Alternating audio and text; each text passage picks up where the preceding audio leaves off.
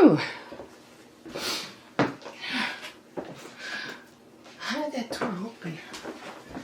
Thought I closed it. Alright. Woo. Hello again. And welcome to Fake Night Friday. I don't know what it is, but I feel like a goat.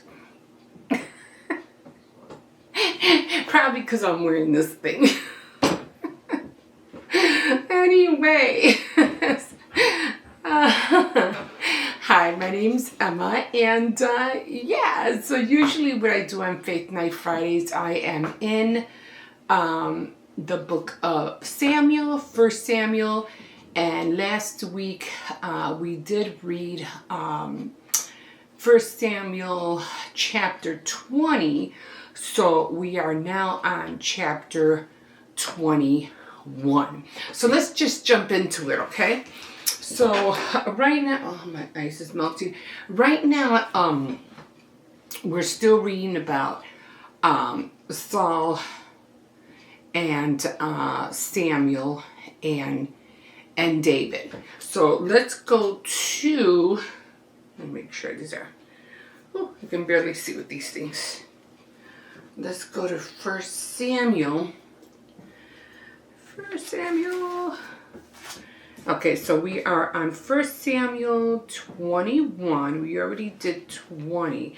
And 20 was really long. Like, oh, wow. I thought I was never finished going to read.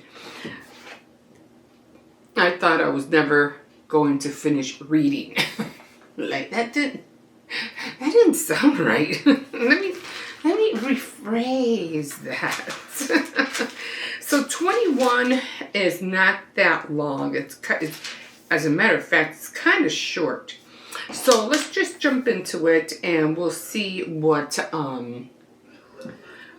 the commentary has to say. Maybe we can even pull a proverb or a Psalms. Okay. So we already read how we found out last week how Saul was so, like jealous of David, and Saul wanted to, get rid of him, do everything he can, to kill him. But Michal, his daughter, and then helped him escape. And then, of course, Jonathan was like his best buddy, his bro, so he did everything he can to help him as well. And what happened was David was trying to tell Jonathan, no, you didn't, literally, he's trying to kill me. And Jonathan's like, no, he wouldn't do that. And if he did, he would tell me about it. And he's like, well, yeah, well, if you find, he's like, well, I'm telling you, he is. So Jonathan is like, well, okay, you know what? We're going to do this, and this, and that. And if it's true, I'll find out, and I'll let you know. And this is what we're going to do. So he ended up throwing an arrow, and he told them, if the arrow goes this way, you go that way. If the arrow goes another way, then you'll know it wasn't true. But the arrow did go in the way that proved to Jonathan, then yeah, that his father was trying to kill David. Okay, so what do you call it? So David ended up, leaving Saul's or whatever tribe or house or whatever it was.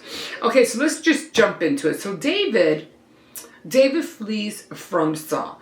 David went to the priest Ahimelech in Nob. Ahimelech came out trembling to meet him and asked, why did you come here all by yourself? I am here on the king's business, David answered. He told me not to let anyone know what he sent me to do. As for my men, I have told them to meet me at a certain place. Now then, what supplies do you have? Give me 5 loaves of bread or anything else you have. And the priest said, I don't have any ordinary bread, only the sacred bread. You can have it if your men haven't had sexual relations recently. In other words, that, his soldiers or men haven't been with any women. Of course they haven't, answered David. My men always keep to themselves ritually pure. When we go out on an ordinary mission, how much more this time when we are on a special mission. So the priest gave David the sacred bread, because the only bread he had was the loaves offered to the god, which had been removed from the sacred table and replaced by fresh bread.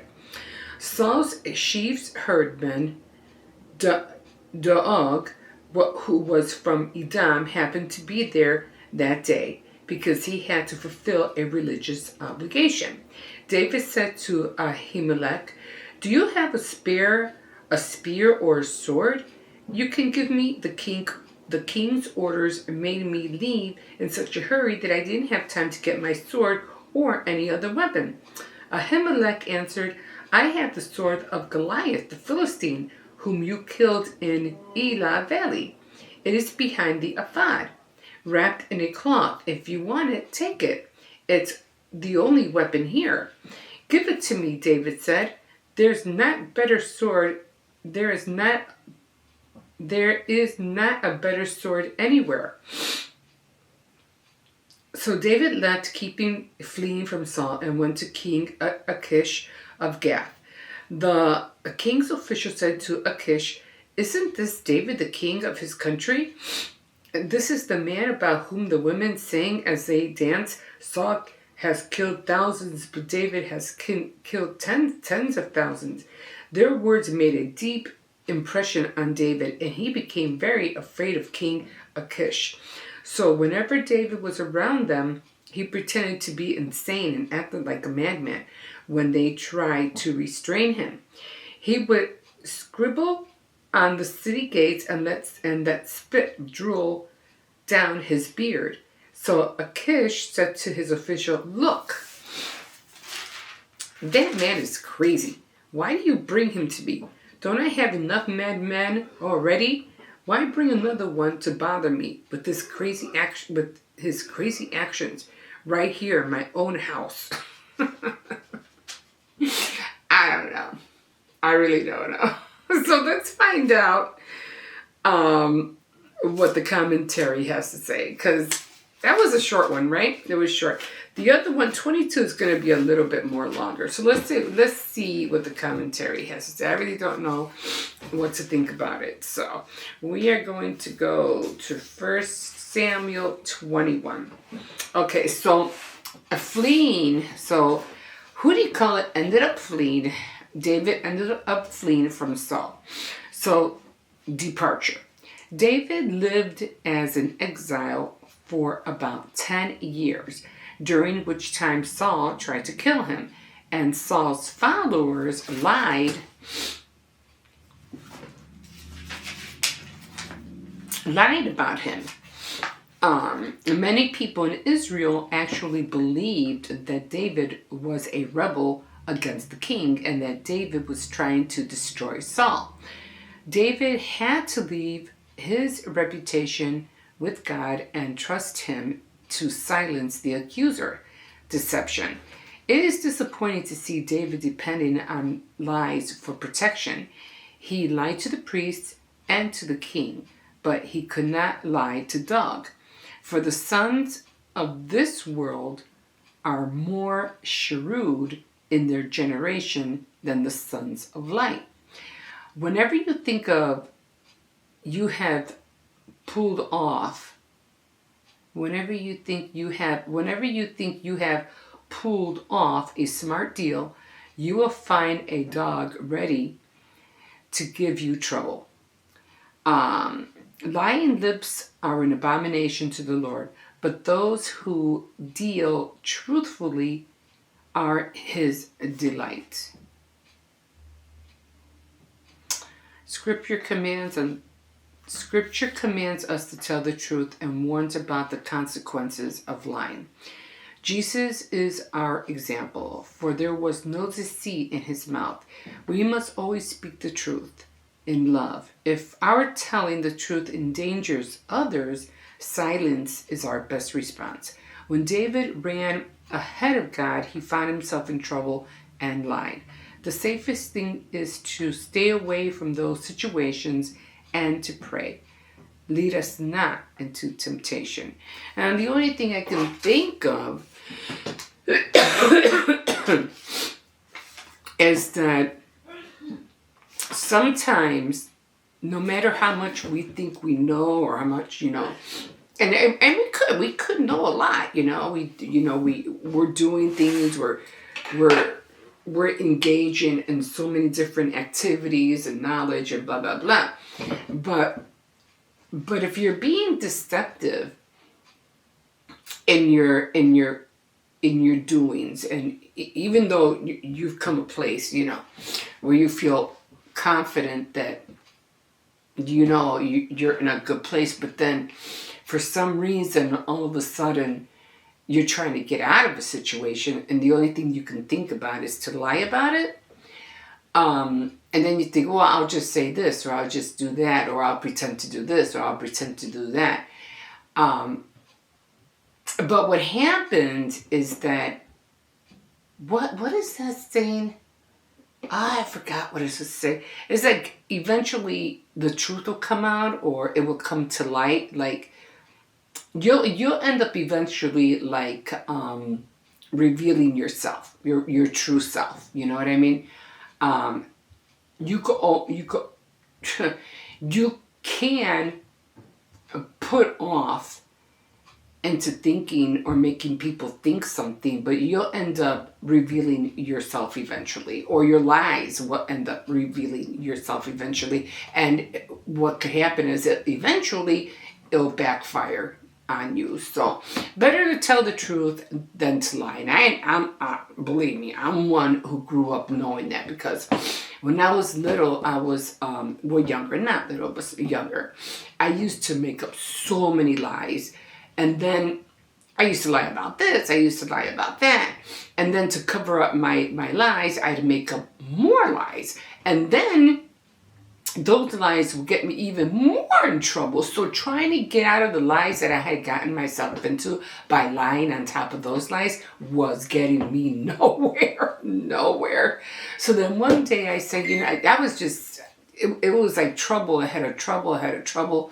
And then I even got to the point where I didn't even want to go out, because I was scared that somebody was going to either beat me up, or I was going to end up in a ditch or somewhere. So I was like, you know what? You need to get out of this. So what are you going to do? And I said, oh, I know. Stop lying. And I said, but that even if I stopped lying, the lies that I already did are already out there. What am I going to do? Just start telling the truth. Forget about the lies you did, or whatever you did. If we want to get back on track, just stop where you're at and proceed, not only with caution, but proceed by start telling the truth. And then it freed me like a weight got off my shoulders. I think it was like maybe a week later, or almost like a week later, because I had made it a point not to lie anymore. And everything that I was afraid of, that I thought was going to happen, because I made that final decision, and that one thing that told me, you're done. The buck stops here. Otherwise, your days are going to be miserable. When I decided to do that, it's just like, I just felt so free. And nobody bothered me. Nobody came after me. And I was like, wow, that's all I had to do, was just stop lying. I didn't get attacked. Nothing. So in other words, I was really grateful that I had made that decision, and finally it freed me. And I knew it. I was like, Jesus, you just gotta stop. Like, seriously, you just gotta stop. But yeah, and of course with David, instead of seeking God's way or His instruction, again, just like everybody else, everybody always seems to do. When they get to a certain point, they always feel like, I'll do it my way. I'm okay. I got this. And no, you don't. No, you don't got this, because the things of men and the things of God are not the same. And the way God sees things and the way men see things is like totally, totally different. I mean, half of the ways how we live is like so wrong. Like so wrong. Half of the things that are happening to us now was never should have been. Never should have been. But it's happening anyway. But at the same time, we just gotta keep everything in prayer and know that God has our back. Okay, so that's all I'm going to touch on for today. Oh, wait, I did say we were going to read a Psalms or a Proverbs, right? I don't even know if I don't even know. Let's see. Did we? I remember going through, I think we were in Psalms. I don't remember where I stopped. Oh, okay. So we stopped at 9. 7, 8, 9. So 7, 8, 9. I don't think I read the whole thing. I don't remember if I read the whole thing. But let's just we'll just start at 10. Because I don't remember if I read the whole thing. So I'm just going to read half. So in Psalms, a prayer for justice. Psalms chapter 10.